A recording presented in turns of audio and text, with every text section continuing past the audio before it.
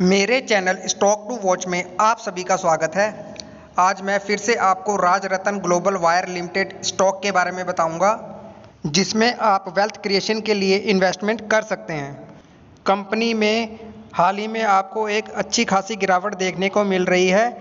इसकी एक मुख्य वजह है कंपनी ने अपने क्वार्टर के नतीजे घोषित किए हैं, जिसमें इनके प्रॉफिट्स में आपको काफ़ी कमी देखने को मिल रही है और यह स्टॉक अभी आपको अपने हाई से काफ़ी नीचे लेवल पर ट्रेड होता दिख रहा है। इनके प्रॉफिट्स में हो रही कमी का मुख्य कारण है इन्फ्लेशन। आप तो जानते ही हैं कि राजरत्न ग्लोबल वायर का इंडिया के अलावा विदेशों में भी अच्छा खासा कारोबार है, लेकिन इन्फ्लेशन की वजह से पूरे विश्व में ही आपको हर बिजनेस में लगभग मंदी ही देखने को मिल रही है और इसी वजह से आपको इनके प्रॉफिट्स में कमी देखने को मिल रही है। लेकिन कंपनी का बिजनेस यदि देखें तो बहुत ही शानदार है और फंडामेंटली भी यह एक काफ़ी स्ट्रॉन्ग कंपनी है। कंपनी अपने बिजनेस में मार्केट लीडर भी है और लॉन्ग टर्म इन्वेस्टर के लिए तो ये एक बहुत ही अच्छा मौका मिल रहा है इस कंपनी में इन्वेस्टमेंट करने का। कंपनी ने अपने बिजनेस की शुरुआत करीब 1989 में की। यह DBW विशेषता के साथ weed wire high carbon steel wire बनाती है, जिसको ब्लैक वायर के रूप में भी जाना जाता है और इसका उपयोग ऑटोमोबाइल निर्माण और इंजीनियरिंग उद्योगों में किया जाता है। इनके प्रोडक्ट पोर्टफोलियो को यदि देखा जाए तो यह दो सेगमेंट पर काम करती है। टायर, मनका तार, सभी प्रकार के ऑटोमोबाइल टायर, अर्थ मूविंग उपकरण और हवाई जहाज़ों के टायरों में इसका उपयोग किया जाता है। और दूसरा segment high carbon steel wire, automobile निर्माण और इंजीनियरिंग उद्योगों में इसका उपयोग किया जाता है। इसे ब्लैक वायर के नाम से भी जाना जाता है और यह कंपनी एशिया के सबसे बड़े बीड वायर निर्माताओं में से एक है। और कंपनी की सहायक कंपनी राजरत्न थाईलैंड में एकमात्र बीड वायर निर्माता है और इसकी बाजार हिस्सेदारी करीबन 25% की है।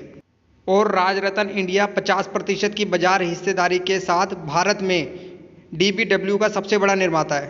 और यदि कंपनी के कस्टमर की बात करें तो टायर बनाने वाली करीबन हर छोटी से बड़ी कंपनी इनके कस्टमर्स हैं, जैसा कि इंडिया में Apollo tyre, ATG, Birla tyre, C8, MRF, Balkrishna industry आदि।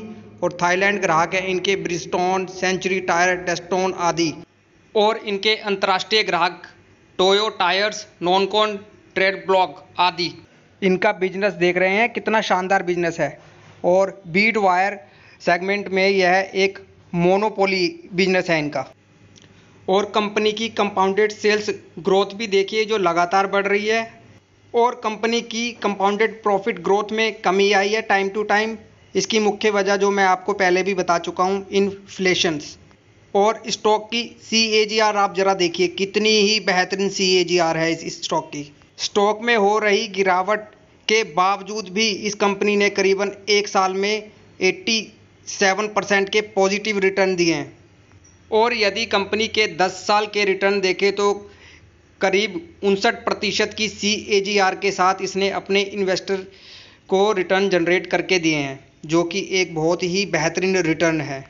आप CAGR कैलकुलेटर से खुद ही कैलकुलेट करके देखिए कि इसने अपने इन्वेस्टर का पैसा कितनी ही तेज़ी से बनाया है और आगे भी इसी तरह के रिटर्न देने की पूरी पोटेंशियल रखता है यह स्टॉक।